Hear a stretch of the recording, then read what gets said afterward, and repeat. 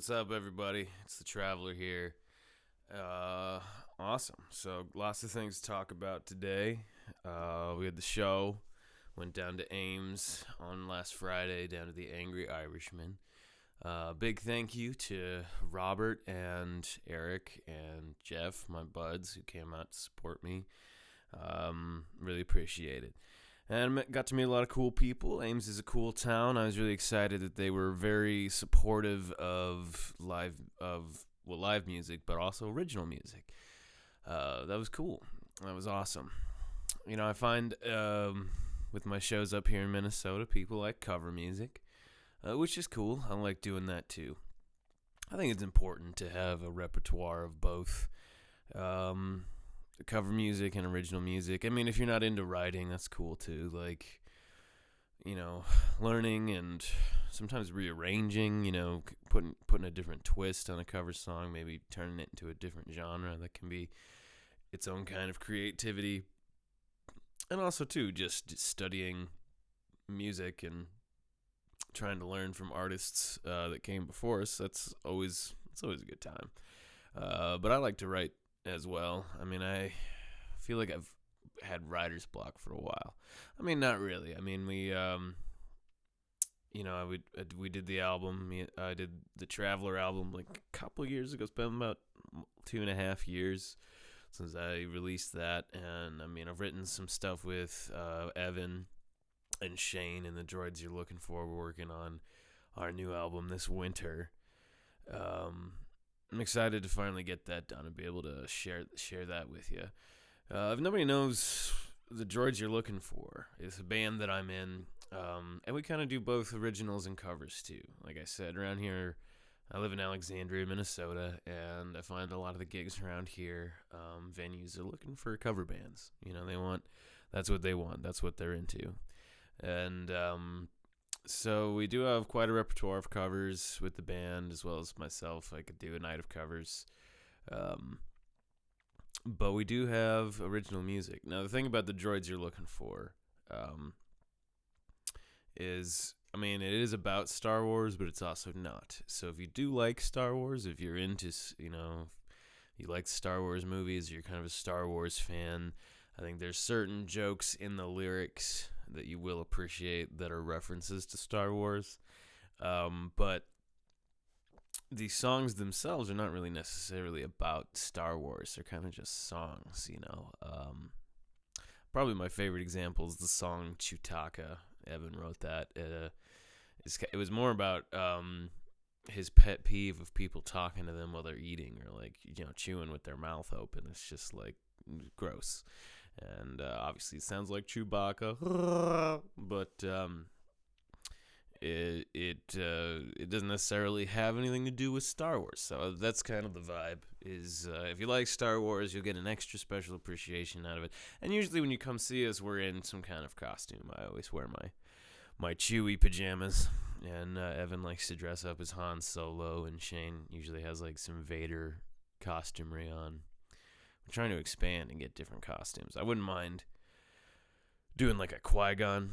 I know it's not like as mainstream as like a Chewbacca, but I do love Qui-Gon. Qui-Gon's honestly my favorite Jedi, and I've been growing the hair out, and I could do like the kind of beard thing. Like I'm a little short for most things, but I'm not gonna be like an Ugnaught or an Ewok. Like no, I'm not into that. Maybe a Jawa. Maybe I should try to be a Jawa. That could be easy. But generally it doesn't matter. We're not really going for realism or accuracy. We're just having fun. But anyway, yeah, the show in Ames was good. It was a lot of fun. The other acts were good. They were fun to listen to. The Caleb guy was kind of like a country folk singer, kind of. He was a good singer, good guitar player. Hadn't been playing that long, so I was impressed.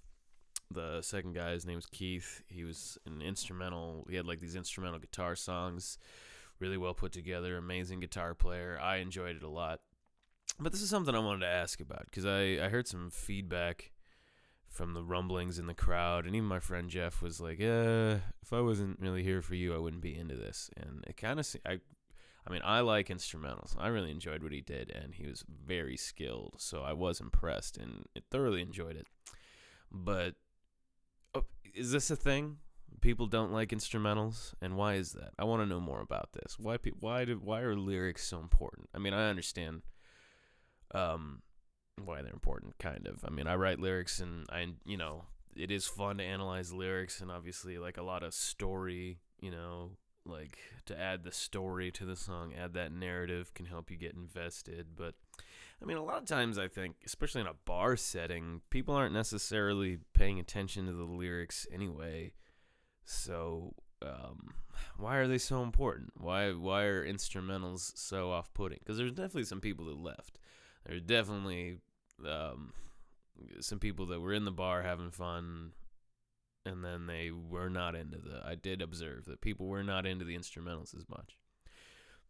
And a friend of mine, fellow musician, his name's Forrest Cochran. He's got a number of projects. He's working on a solo album right now, too. He said the same kind of thing. Like, yeah, I suspect that the instrumentals were just not well received. Like, the way Jeff put it was, well, A, he said he likes lyrical music, but B, he's just like, or maybe Forrest said this, I forget, but somebody said to me that people like to hear somebody talking about something, which I guess kind of makes sense to me. I mean, when I was working at Douglas Machine for 10 hours a day, they finally let us wear headphones, and I could, because I was tired of listening to the same radio stations. One of the things, like, radio stations aren't really designed to be listened to for 10 hours straight. They have a certain, music that they like to play, and, they want these certain songs to be heard, and they're, expecting that the average person's only listening to the radio for like an hour at a time. And so, like, if you listen to a radio station, at least the ones here in Alexandria, for like 10 hours, eventually you can hear the same songs like 2 or 3 times. So I enjoyed when we got to put headphones in, listening to Spotify, but also podcasts. I found that just listening to a couple people talk, listening to a conversation, for whatever reason, entertained me and held my attention more so than just listening to music. I mean, I do like listening to music, but there was something about conversation. There was something about listening to someone talk that really captured me. So maybe that narrative is super important. But I want to know what people think. Why are they so against instrumental music? Because I know not everybody is. I know there's also advocates that love instrumental music. And when I think about, like, music for, like, scoring, like, in a movie or something, like, people obviously, I mean, sometimes you'll use music with lyrics in the movie score, but sometimes not. The classical, I think the more traditional approach would be to use, like, instrumental music, if it's orchestral or if it's not. But I suppose that's different because you have the movie. If there's images that can craft a narrative to go along with the music, then you still get that story. So is it the story that is important? But again, that doesn't make sense to me, because I feel like in a bar setting, when you're out for the night, like, you're having a conversation with your friends, you're kind of ingesting it passively anyway. Why are the lyrics so important? And what's wrong with instrumentals? I don't know. You tell me. But Keith did a great job. Also, shout out to Adam, who was running sound that night. Really appreciate his help. Fun to work with a sound guy. Normally, I'm just running sound by myself. And there's pros and cons. I mean, it was a little rough to beginning. I wish I was pretty, like, I wanted to kick off with something high energy and something to capture people's attention and suck them in. I kicked off my set with Flogging Molly, Drunken Lullabies, because it was the Angry Irishman, and I thought that would be on point. Like, do something angry and Irish. But when I went through, I have several effects I use, and I also like to do percussive hitting on the guitar and loop it to, like, do, like, beats behind me. And when I started off, I could hear the beat great, and then as Adam was getting it dialed in, I couldn't hear it very well, and that's just something I learned. I feel like probably the best case scenario is I should have done an instrumental loop first to let him get that dialed in before I jumped into singing with it so that I could have ironed out the mix and made sure that I could hear everything. That's kind of what I learned from the experience. Adam did a great job though. I mean, the other guys sounded great. As I was sitting in the audience, they sounded great, and the feedback I got from my friends was that no, it all sounded great from where we were sitting. But that was the only hiccup for me, is like what I'm doing with my multi-effects pedal and using the loop function. Sometimes it's tough to get that balance right, because I'm looping it all live, so I'm looping it. You got to get the volume of the loop right too. And I mean, you can adjust. There's a knob to adjust the volume of your recorded track. But I was kind of like trying to do less. I was afraid to adjust that, because like when you have a sound guy like that, I feel like the best thing to do is to let the sound guy do less and let the sound guy do more. And I told him that I couldn't hear, and he kind of fixed it. But another adjustment I kind of made was I just didn't use the looping as much. I was more confident, because I could hear my vocals great, and I could hear what I was playing live great. I just had a hard time hearing my looping tracks. And that was really the only bummer for me. And, I think that's just, like I said before, that's kind of what I was thinking about. Like, well, how can I do it to iron it out and make it go smoother? I mean, honestly, when I do a show that's by myself and I'm playing like 2-3 hours, and I have time to really sound check everything and get it all dialed in, I mean, that's usually optimal. When you're in a different situation like this, where there's multiple artists on the bill and there's a sound guy, and also it's like, like I said, it was getting late in the night, people were leaving, I was, trying to suck people in. And I had seen how they had responded to instrumentals, so I was hesitant to lead with that. But I do think it would have been better. It would have been better if I had eased into it a little bit more and allowed a little more time for the sound guy to mix me in and for us both to get comfortable with the situation. But overall, people had fun. I received lots of complimentary feedback. And it seemed like everybody had fun. I would love to play there again. I hope I get a chance to play there soon. I'd love to bring the droids you're looking for there. It was a fun stage. I think a little 3-piece band like that would play well in that bar. And who knows? Who knows what we could get going on in the future. But anyway, great show this weekend. Great trip to Des Moines. Good to see my mom and dad and some friends. And Pete the Puggle, my dog. Miss him. Love that dog so much. Even though I'm allergic to him, man, I was like stuffed up, and I used to I was taking Claritin, but mom was like, maybe you should take Zyrtec, because it just wasn't working.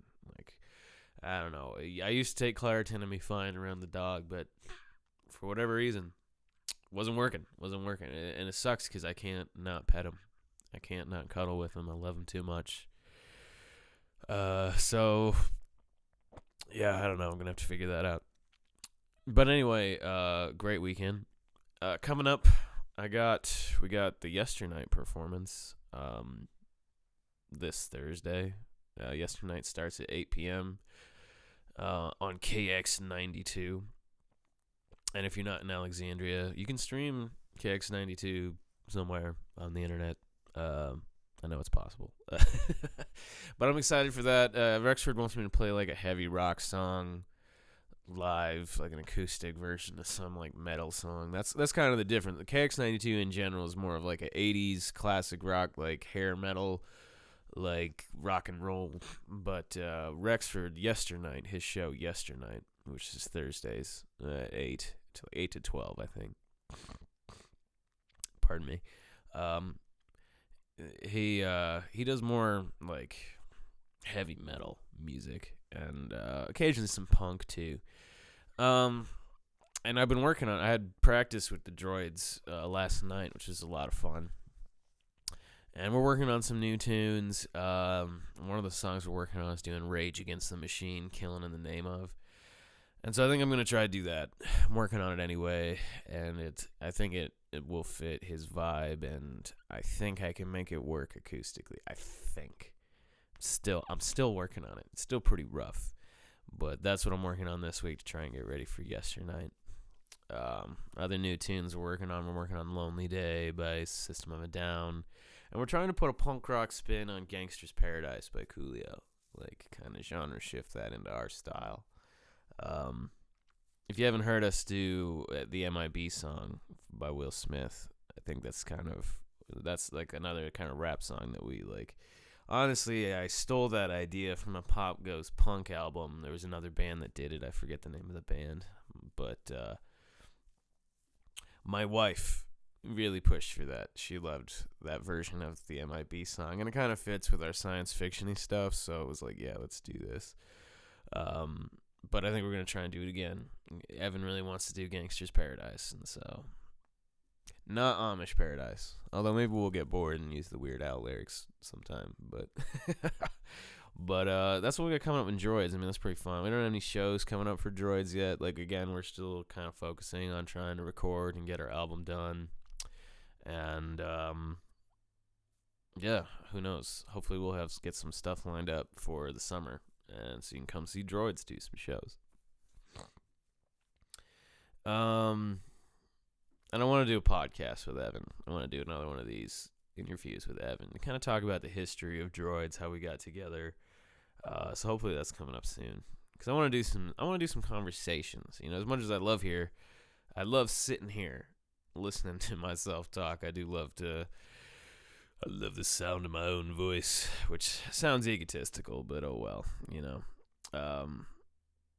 sometimes I'm hesitant. You know, I do want to, you know, I think it's a tricky balance as an artist to maintain humility, so that you're constantly working to get better and you're not a dick, but also believing in yourself enough to create stuff, you know, actually do it and follow through and, you know, have the belief in yourself enough to put yourself out there. So yeah, you know, I'm not really out here trying to be like, I'm so great, you know, and you know, I mean, I am trying to build a following, but it's not even because I want to be super famous, because I don't want to be hassled like I do.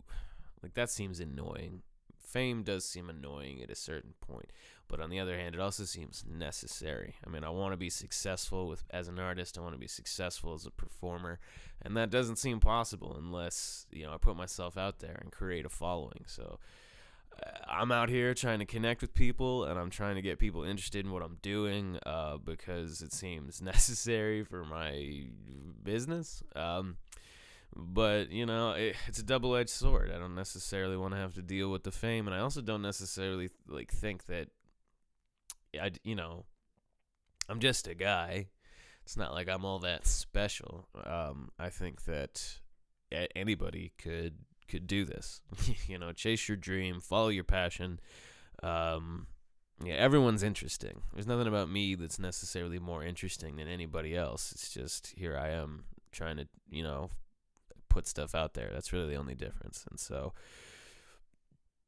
I don't know. It's weird because, you know, I want to talk about other things too. Like, you know, I'm hesitant to talk about things that aren't music because I'm still trying to figure that out with my online content, like, because I've been trying to I took like a free webinar, and I've been trying to read some stuff, and it seems like there's a difference between reaching out online, obviously, where you're appealing to presumably one person at a time, right? Like, we consume content from the internet individually by ourselves personally, so yeah, people talk about finding a niche, like that specific market that, you know, you provide something for them that they can't find anywhere else, and, you know, you want that person to be passionate about it and supportive of what you're doing.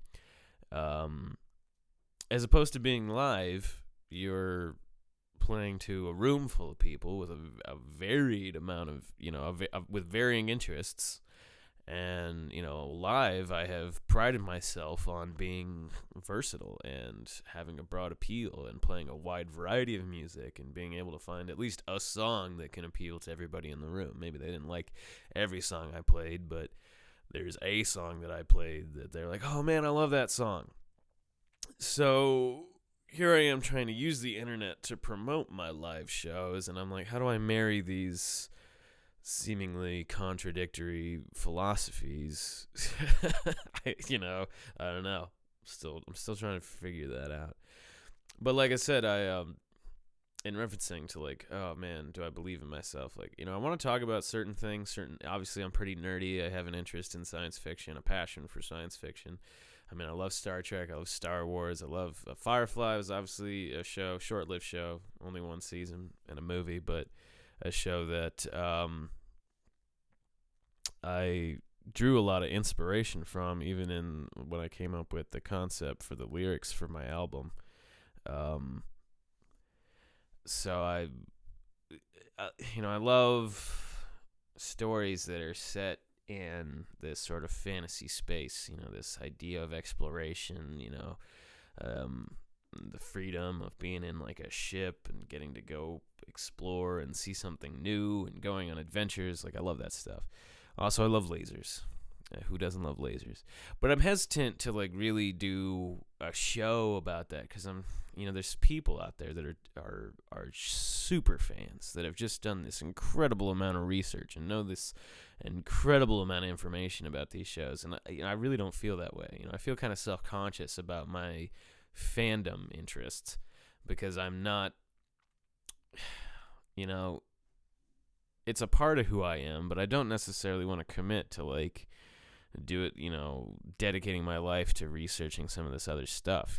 Here I am trying to promote myself as an artist and a musician. And so like, if I'm appealing to somebody by talking to them about Star Trek, is that necessarily going to translate to my music? I don't know, man. Here I am. I'm trying to find my voice.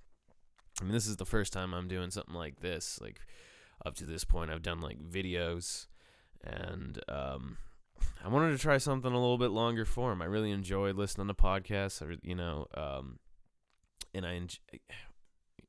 basically, I think my motivation is I want to be available to my audience. I want to provide people with the ability to get to know me, kind of I want to provide sort of like a behind the scenes kind of feel or glimpse into who I am, why I make the music I do, like how it gets made. And I want to be here. I find I'm more passionate about artists that I know more about, like Kevin Smith's a great example, like I remember having the Clerks 2 DVD, and I like the movie. I like the movie a lot. I actually saw Clerks 2 before I saw Clerks, so I didn't have this whole like, there's a lot of people that were like, it's not black and white and stuff like that. I didn't care. But I mean, he had a lot of bonus features on the DVD, like a whole documentary about the making of the movie. And to me, when I get that kind of information, when I get this sort of behind the scenes look, when I feel like I get to know the people, it's almost like I'm making friends with them, and I get more invested. I find I'm more interested and more passionate about artists that I know more about and can get more invested in. And so that's really what I'm trying to do here. I'm just trying to provide that for people so that, and maybe that's cool. Maybe you'll listen to me and you'll be like, oh man, you'll get inspired. And you'll be like, well, that idiot is doing it. And if he can do it, I can do it. And I think that's a cool thing.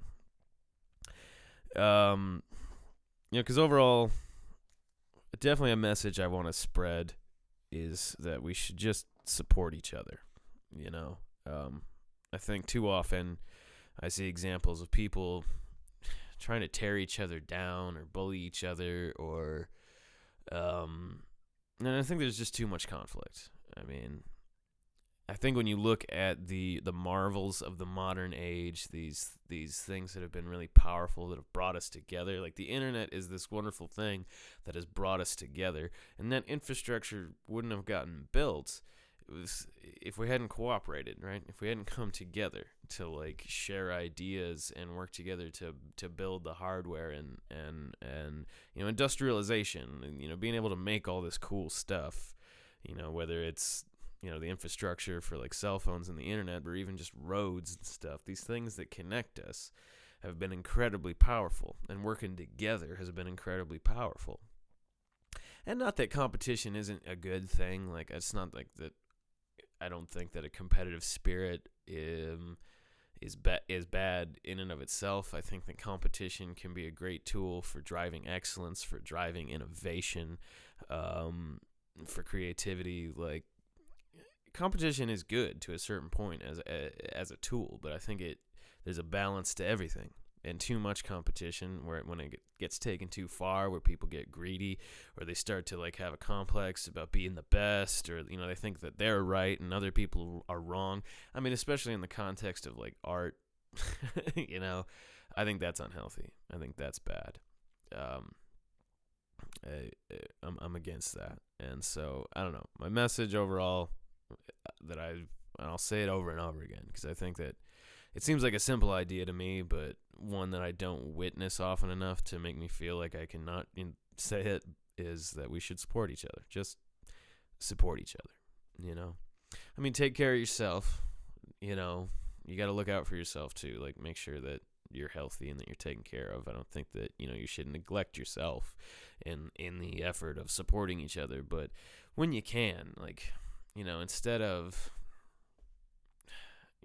instead of blaming somebody for being in need, support them. Instead of I don't know. Maybe the idea is a little bit more complex than I think of, but I think if overall we could just be kind to each other and work together and support each other, I think that's going to lead to more productive progress than if we're tearing each other down, trying to like prove that we're the best and everybody else is wrong.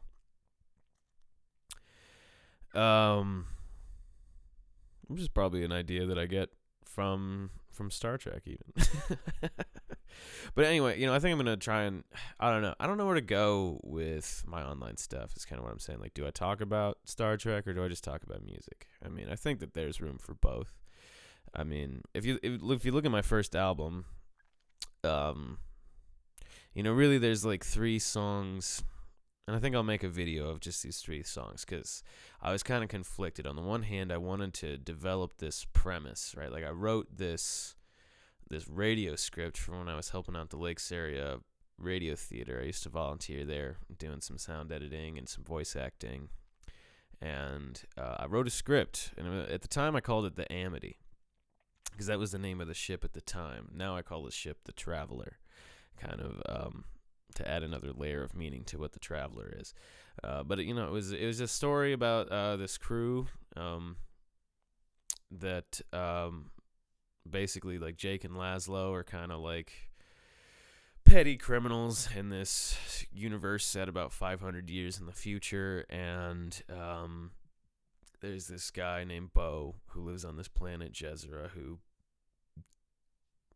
he's kind of he has a store. He's a merchant, but he's also kind of a fence for illegal goods, and he's helped them out a bunch of times. But Jezra was a mining planet, and the mines have dried up, and basically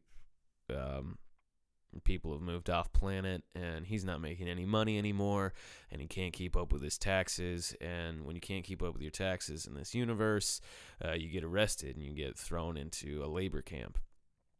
And so Jake and Laszlo catch wind that Bo's going to be arrested, and so they hightail it to Jezra and try and rescue him, but they're out of fuel, so they get there, but they're not any help. And there's this other character, Lola, who's a gangster, who is a gangster for this crime syndicate, and she steals some stuff from the crime syndicate because she's another one of these, like, she was also kind of raised by Bo. So here's like these 3 kids that are, not biologically his kids, but kind of his kids, that are coming to save their dad, basically. And so he's reluctant to leave, but eventually they convince him to leave. And that's kind of the end of this radio play, is that Lola pisses off the syndicate, the government's after them, the 4 of them are on the run, and they're being chased by this agent her name's Melissa. So that's kind of the cast of characters and the premise of this first script I wrote. And when I went to go write lyrics for my first album, I kind of wanted to continue developing on this idea. And so, in a way, I tried to frame it as a concept album around this story. It's called Trapped in the Past because, so as they're running from, eventually, Melissa joins the crew, right? Jacob kind of has a thing for Melissa. And as he's running from her, she chases him to all these places. In like it's kind of set up more like a Firefly, where there's, it's like a solar system. It's like one system, but there's a whole bunch of planets that have been terraformed. Um, but she chases him to some of these outer rim planets, and she sees that, oh man, like things are not great here. There's, places that have been exploited by the central planets where she grew up. Like she had this privileged life with all this great technology, and thinks that, the corporate union, the CU, is this great thing. And she realizes that her life's been a lie, and, she's been this agent for the government, and has an existential crisis, and decides to join up with the crew. And, eventually they're on the run from both other CU agents and the crime syndicates after them as well. So there's lots of people looking for them. They've pissed a lot of people off. They're always on the run, and eventually they get cornered, and they're looking for a place to hide, some way to escape, and they happen across this wormhole. And, they've never seen anything like it before. They don't really know what it is. But as the enemy ships are bearing down on them, Laszlo shoves Jake into an escape pod and shoots him into the wormhole, and he gets trapped in the past.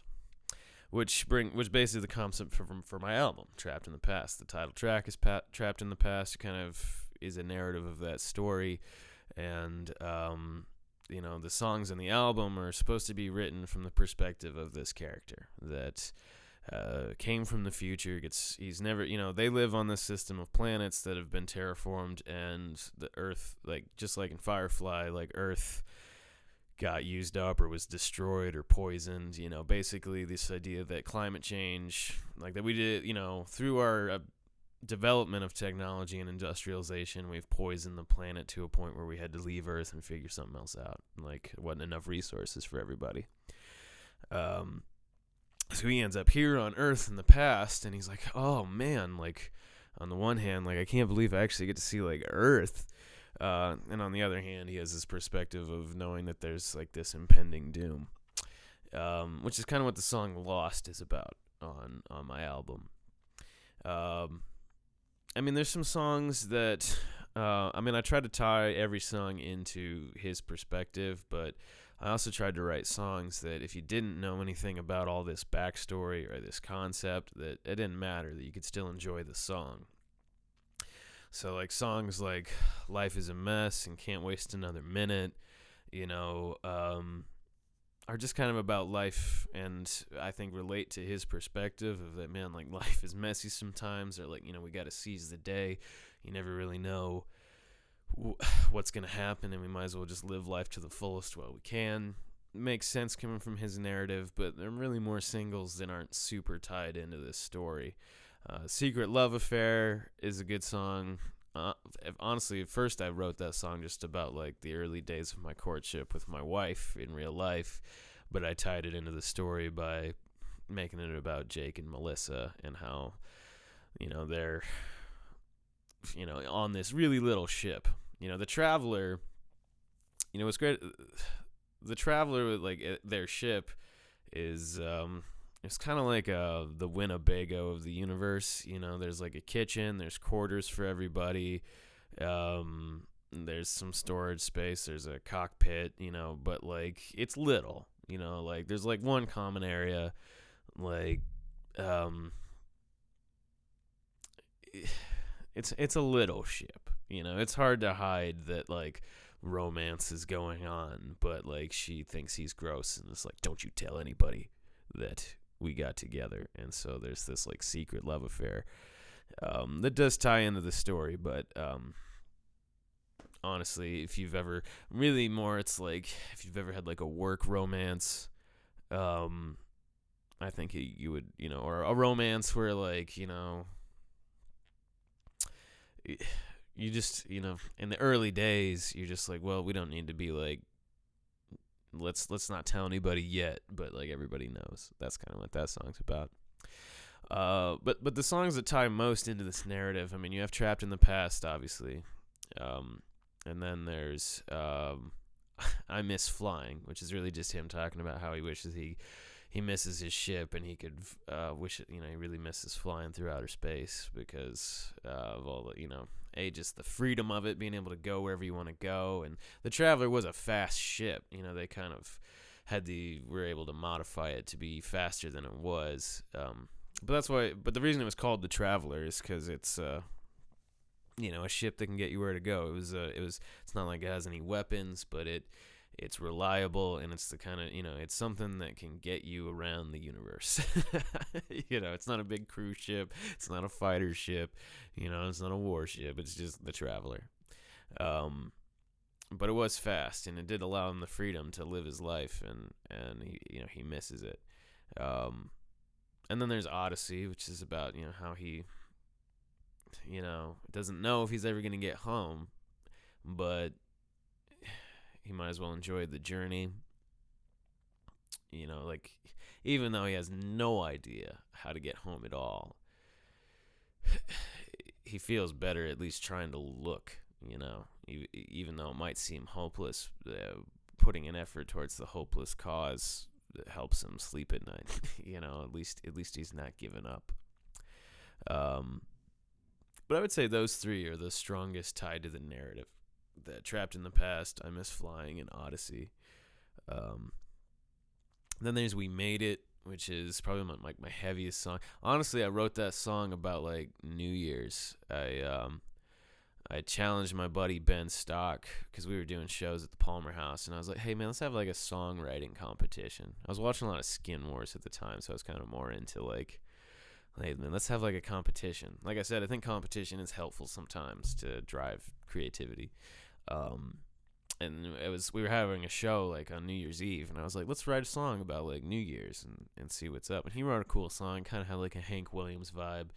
And I wrote a song that was a little heavier and punkier, and it's called We Made It. And it really is just kind of celebrating this idea of like, yay. Because I mean, I kind of assume that a guy who spent his life, traveling between planets and would have like this weird perspective about like orbiting a star. Because that's really what we were celebrating with New Year's, right? Is that we've orbited the sun again. Yay, another solar cycle is complete. We're still here. The planet circled around the sun, and we're still alive. Let's have fun. That's kind of what that song's about. And it is seemingly arbitrary, right, to celebrate this orbit. And it's not even accurate, right? Like, we're still got to make up like a day every 4 years. So, I don't know. At the end of the day, though, why not have an excuse to just have fun with your friends? Like, holidays are fun. So in that way, even though I wrote it specifically about New Year's, I think that it works for holidays in general. Just, we made it! Another annual event. We're still here. Let's have fun. But yeah, so that's kind of how, lyrically, where that first album came from and how it kind of connects to my love of science fiction. And as I move into my next album, I'm not really sure. I mean, part of me wants to continue the concept. Like, I was kind of thinking that the story would pick up on, because Laszlo as a character he's kind of like the supernatural one. He's really intelligent, and I mean, I wrote kind of a synopsis for what would be another script or a play, and it basically has to do with, like, after Melissa's joined the crew, like, her and Jake get into a fight because she wants to answer this distress call, and Jake's like, no, that's a trap, and he's right, but she's being stubborn, and so he's like, fine, let's go help these people, and you can learn that this is a trap. And it is a trap, and he gets really hurt, and it seems like he's gonna die, and Laszlo somehow saves his life with some sort of space magic. And Jake really he didn't really know. He just knows he's alive again, and the only one who really sees it is Melissa. And then Bo and Lola show up, and they're like, "Hey, we got a job. Let's go do this job that they've lined up." And that goes wrong too. And again, they only survive because Laszlo hulks out and like kills everybody with like mind powers. So that's kind of Laszlo. Is like he starts off as this, Jake meets him, like they met up when they were little, in this asteroid mine. Like they were kids or orphan kids in this asteroid mine. And Jake was always looking out for him because Laszlo was like this puny little kid who was shy and couldn't stand up to bullies. And Jake was a little older and looked out for him and took care of him. But Laszlo was always the smart one. Laszlo was the one who like was good with computers and like figured out how to fly a ship and taught Jake how to fly a ship. And I was thinking that like. And, he uses his powers in the end. When he traps him in this escape pod, like, he's smaller in stature, but, like, he basically, like, because he has these mysterious abilities, is able to trap Jake in the past. And I thought the next album would kind of open up with Jake has been living in the past here on Earth for a while. He's even kind of maybe got a family. And Laszlo shows up and is like, "Hey man, I need your help. You got to come back with me." And that could kick off the next chapter. Jake's conflict of like, really? Like, you're the one who like sent me here, and now I'm finally settled, and you're showing up and you're trying to rip me away from my wife and my kids. Was kind of the premise I was thinking of for like the next chapter of this story. But I'm also not really sure, because I was kind of playing around with it being a little bit more operatic. So I don't know. That's a long way off. I think my next album, also part of me is thinking about writing songs that are just like about me and kind of embracing my own identity and walking away from this narrative or trying to figure out how to, like, I wouldn't mind being able to just have a space to share music and a message that's really just me and my voice as like me, Alex Shockley, the Traveler.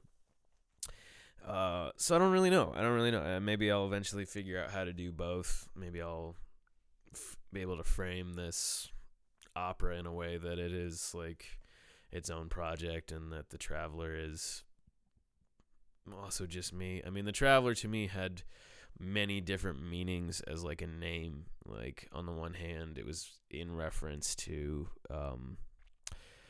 the ship from the story and this space opera, but also just the fact that honestly, I wanted to get back out on the road and be able to play all these different places as a touring artist. And also I've been in different projects, like I'm in the Droids You're Looking For. I played in a band called Loose Canyon.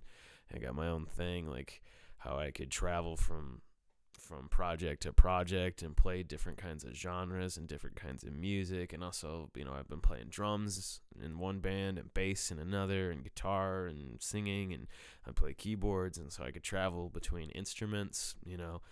The Traveler has many layers of meaning for me. And I also thought it was, it's tough because it's vague, because it's hard to find on the internet when you search it. Like, that is a criticism I have of myself for doing that, is I didn't pick something that had a unique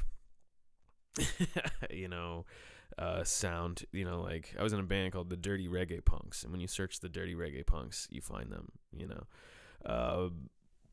Whereas the Traveler, you search the Traveler, you find like a movie, you find all other kinds of stuff. But on the other hand, it's vague, and it allows people to kind of interpret it in their own way and make it relatable to them too. So I don't know, pros and cons.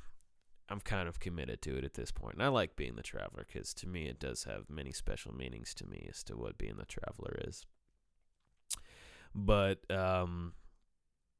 that's kind of a little bit more about my lyrics and the album and where it came from and the story behind it. I would like to, if I ever get my act together and get the motivation and the energy, maybe I will produce like a musical or a play version of the story. But yeah, I don't know. What do you guys think? Would you rather?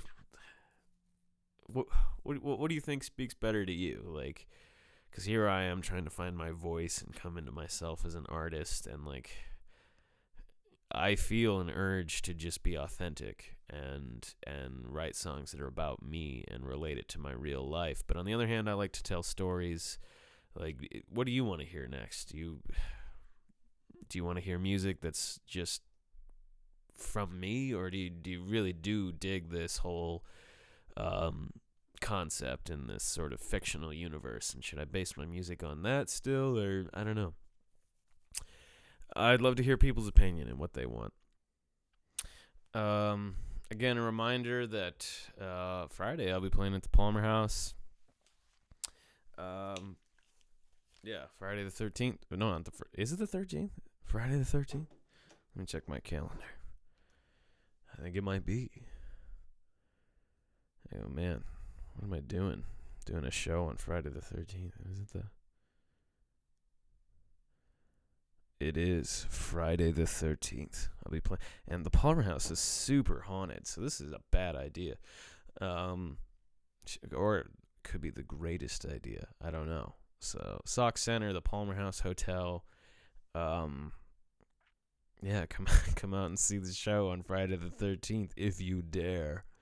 7 to 9. Sometimes I play longer.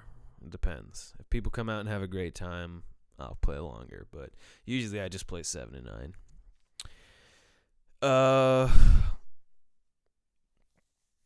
Let's see. Yeah, that's what I got going on. The 28th of December at the Eagles Club. I'm doing like a short set.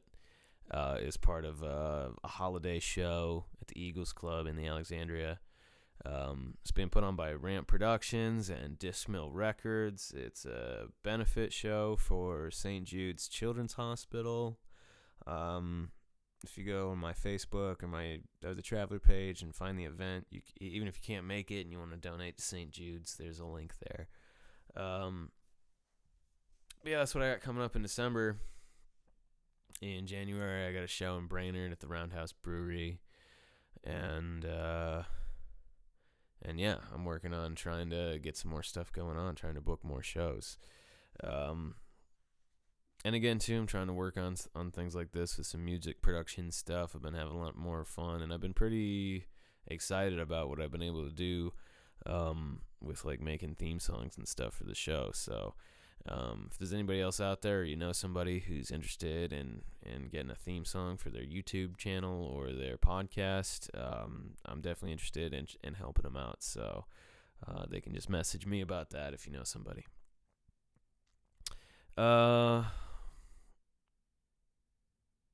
Yeah. Okay, cool. What else do I want to talk about? I don't even know. I think I want to tease. So another episode that I think I'm going to do, as much as I'm hesitant to like get into the realm of talking about fandoms and like different TV shows and stuff, I would like to do an episode about Star Trek, and specifically because one of the things I'm self-conscious about talking about Star Trek is I haven't seen all of the original series. I just haven't been able to get into it in the way that I really got into The Next Generation, Deep Space Nine, and Voyager. On the same side, I really haven't gotten into Enterprise. I haven't seen all that. I really couldn't get into that either. I don't know why. It's just me. I think as a kid watching those three shows, they blended together the best. They kind of crossed over in a way. That's the Star Trek universe or like the history, the time period that I really enjoy the most. And I have seen every episode of those shows, so I feel a little bit more like that's where my area of expertise is. And among those three shows, just among The Next Generation, Deep Space Nine, and Voyager, I think that Deep Space Nine is the best one, and I kind of want to make a video about detailing why I think that is. I need to put a little bit more thought and organization into it, but Definitely I have that opinion. And, the thing was, before I had watched all three, I kind of had this attitude about Deep Space Nine that it wasn't as good. Like, how can it be a Star Trek when they're on a space station? Uh, but I think part of the reason I didn't like it too is because I'd never watched it start to finish before. Netflix really provided me the opportunity to watch all three shows start to finish. And start to finish, things make a lot more sense. I think when you watch just like an episode randomly that's being syndicated on television of Deep Space Nine, because there's such a better through line, start to finish with the whole series, when you see an episode out of context, it's not as good. And I think that's where that comes from. And actually, like, really, when you look at the show as a whole, it's really the best written show. It has the most fun. Like, it actually ends and ends well. Voyager ends, but it's kind of, I don't know. There's something about that ending that was just left a bad taste in my mouth. And The Next Generation, that ended, but it was weird. But it was like, also, they were going to make the movie, so it didn't really end. But Deep Space Nine, I just think it's the best show. And I'll shut up about it because I'd like to do a whole episode on that, of like Deep Space Nine and why I think it's great. But again, I'm also hesitant to, like, is this about music or is it about nerdy stuff or what's my voice? I don't know yet. And honestly, some feedback would be really helpful in helping me figure that out as to what everybody likes and what they really want to hear.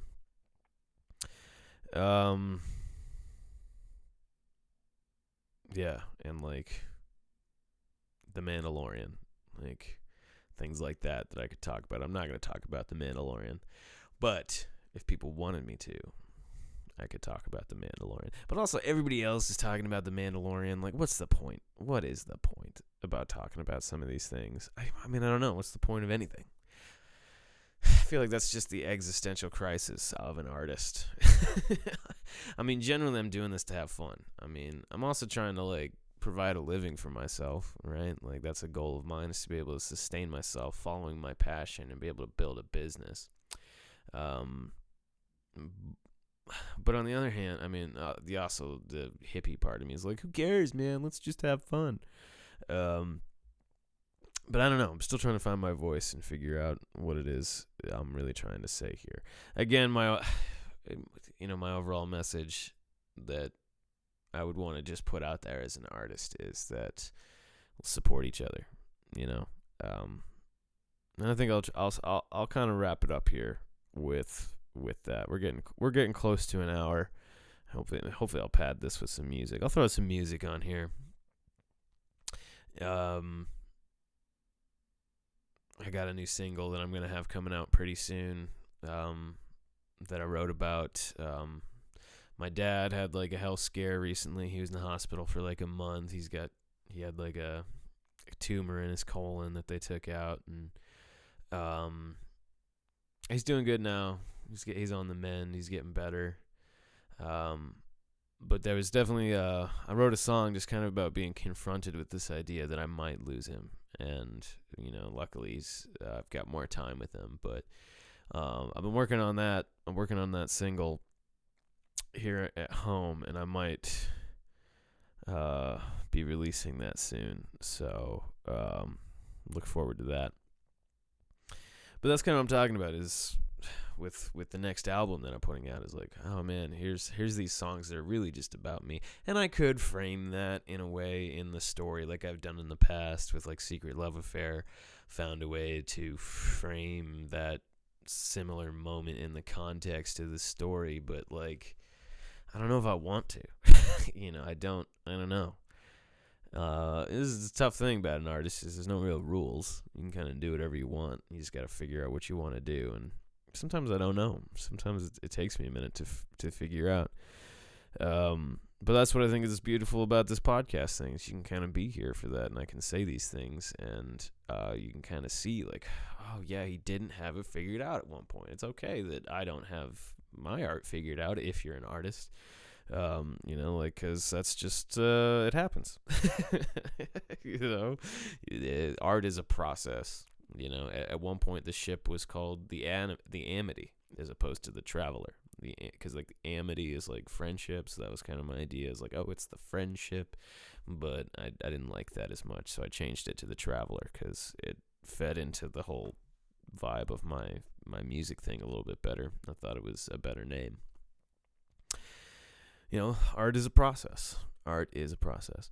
But, support each other. Look out for each other. I'll close with that message. I'm going to try to beat that into everybody's heads, is that we should support each other and love each other and remember that we're all on the same team. It doesn't matter if we're, different ethnicities or different sexualities or different religions. Like, it's okay to be different. It's okay if people think differently. I guess that's where some of my anxiety comes from with sharing my opinions about things that I love, is that like, oh man, people are going to be like, you're wrong. Or like, even sharing academic ideas. It's like, what if I say something wrong? And it's, I'm trying to relax about that and allow myself to be wrong. It's okay to be wrong, Frankly, it would be worse if I was wrong and I didn't say anything and I didn't put my thought out there for someone to correct. If I say something stupid or something that's incorrect and somebody's like, hey man, like, what about this? Or have you read this? Or have you thought about this a different way? That's cool, right? And that opens me up to the possibility of growth and learning. And so, maybe I should embrace that, embrace that a little bit more. Share your thoughts. It's worth saying anyway, as long as you don't get too hung up about being wrong or like not, not that, people are going to say things too that it's kind of on me or whoever's, and it's up to us to kind of evaluate the information that's thrown back at us too. Like, not everything we hear is going to be true, right? We got to figure out how to evaluate, where is this information coming from? Why is it saying that? Is it verifiable? Like, what is the evidence? Like, just because someone tells you you're wrong doesn't mean you are wrong. But at the same time, if you're unwilling to, check or challenge your biases or open up to the idea of someone else's perspective or a different line of thought, you're not going to be able to grow as a human being. So get over that me. Here I am. It's cool. Maybe it seems egotistical to be like, this is what I think. But, on the flip side, like, putting myself out there and trying to provide an opportunity to grow too. So, if I am wrong about something, let's have a conversation about it. And so yeah, this is cool. I hope we can continue to support each other and have fun. And thank you for listening. If you're listening still, I'm hoping to do more of these, and I'm hoping to do some that are conversations and not just a solo cast with me talking the whole time. I'm trying to organize. Definitely gonna do one with Evan, and I'd like to do another one with all three members of the Droids. I'm gonna do one with Evan first, just because. There was a period of history where Shane wasn't in the band. Shane plays bass, and well, the thing about the Droids is we all do everything. Shane plays one song on the drums because he's the least experienced drummer, but we're trying to get him a little bit more versed on drums as well. But he plays guitar in a few songs. Mostly he plays bass, but everybody sings. Everybody takes a turn on everything. Everybody plays guitar. Everybody plays bass. Everybody plays drums. If you come for like a full bar night of like us doing a 4-hour show, you're gonna see everybody take a turn on everything at least once. So it's not fair to call Shane the bass players, but the other musician in the band is Evan and Shane. And for a while, there was a period where Shane wasn't in the band and Evan and I were. So I think I'm going to do an episode with Evan where we talk about the early days of the Droids You're Looking For, and and then subsequent episodes where we let Shane in the conversation too. And maybe I'll do some with just Shane, or I'm trying to encourage them too. Maybe because Evan's got all the stuff he needs to produce a show like this. Like, he and Shane could do one. So I don't know. We'll see what comes of that. But I also want to do one with my friend Jessica Chipman, my old theater teacher from high school. I've worked with her at the high school here in Alexandria. She's like the theater faculty, and for a while I was directing plays there, and so we've worked together a lot, and she's been a huge influence on me. So I thought it'd be fun to do an episode 2 where we talk about theater or high school theater or some of my theatrical influences or her lessons she's learned. Or so yeah, I got some episodes in the works. I'm hoping to do more of this stuff. Not that I won't do the educational series with like the music lessons. I mean, I don't know. I thought I'd step away from that for a minute and try something new. But that's what I love about being an independent artist is there's no real rules. I can do something like this, or I could do a video, or I could share a track that I've produced. Like, I don't know. I don't really feel a need to box myself in yet because I am still finding my voice and I'm still figuring things out. So I'm going to keep trying new things and having fun. And while I'm in this process, yeah, feedback. I'd love feedback. All right. Finally hit an hour. Thanks, everybody. Till the next adventure.